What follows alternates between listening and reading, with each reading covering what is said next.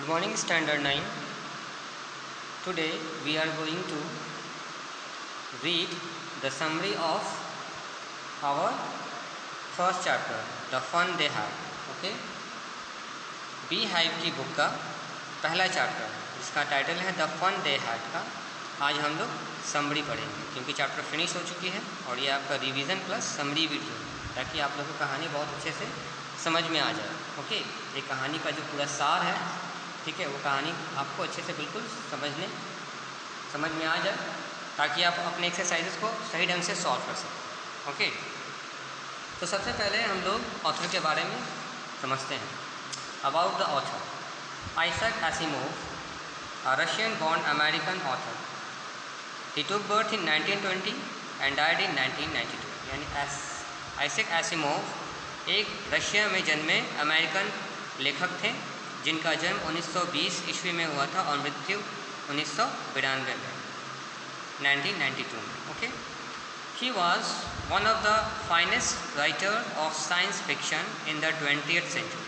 यानी 20वीं शताब्दी में वो साइंस फिक्शन के ऊपर लिखने वाले सबसे बेहतरीन लेखक माने जाते थे। An author and a biochemist, वह एक लेखक के साथ साथ एक बायोकेमिस्ट भी थे। He is said to have written more than 500 books, और ऐसा कहा जाता है कि उन्होंने अपने पूरे संपूर्ण जीवन काल में 500 से अधिक कहानियाँ लिखी हैं और ऐसा माना जाता है कि उन्होंने अपने संपूर्ण जीवन काल में 500 से अधिक कहानियाँ लिखी हैं। Okay, including some of the best sellers such as the foundation series and I robot. इनमें से इनकी बेहतरीन उम्दा जो कलेक्शंस थी, जो उम्दा कहानियों में, ऐसे तो आइजैक एसिमोव ने बहुत सारी बेहतरीन कहानियाँ लिखी हैं, लेकिन अपने पाठकों के द्वारा जो सबसे पसंद किया गया है वो है द फाउंडेशन सीरीज़ और the foundation series and I और दूसरा Robert. He coined the term robotics and received many awards during his lifetime including the Hugo and Nebula awards. उन्होंने अपने जीवन काल में बहुत सारे अवार्ड्स को भी अचीव किया जिनमें से रोबोटिक्स अवार्ड के लिए उन्हें कहा जाता है। उन्हें ऐसा कहा जाता है कि वो एक रोबोटिक्स है, यानी रोबोटिक टर्म के ऊपर कहानियाँ लिखते हैं क्योंकि वो बायोकेमिस्ट और साइंस फिक्शन के ऊपर कहानियाँ लिखा करते थे और ह्यूगो एंड नेबुला अवार्ड से भी उनको नवाजा गया। Okay, so that was the brief description about the author. Now we will try to understand the summary of the story. Okay, this is the futuristic story of two children, 11-year-old मागी and 13-year-old Tommy. यह एक futuristic story है। Futuristic story कहने से means है कि ये जो स्टोरी है आज से तकरीबन बहुत साल पहले ये कहानी लिखा गया, यानी अभी जब जैसे जैसे हमारा अभी 2020 चल रहा है तो मे बी 2040 या 2030 में कहानी है, यानी भविष्य की लिखी हुई कहानी ये है। इसमें दो बच्चे हैं, एक 11 वर्षीय और एक 13 वर्षीय। 11 वर्षीय बच्चे का नाम मागी है और 13 वर्षीय बच्चे का नाम टॉमी है। Who studied in a school, वे लोग एक स्कूल में पढ़ते हैं। Where teaching is done by mechanical teacher, जहाँ पर शिक्षण का कार्य हमारे आज के शिक्षकों के जैसे नहीं बल्कि अपितु एक मैकेनिकल टीचर होते हैं, रोबोट के जरिए आप समझ सकते हैं। एक रोबोट उन्हें पढ़ाया करते थे। आसान भाषा में अगर मैं आपको समझाने का प्रयास करूं तो आप ये समझें कि एक रोबोट उनको पढ़ाया करते थे।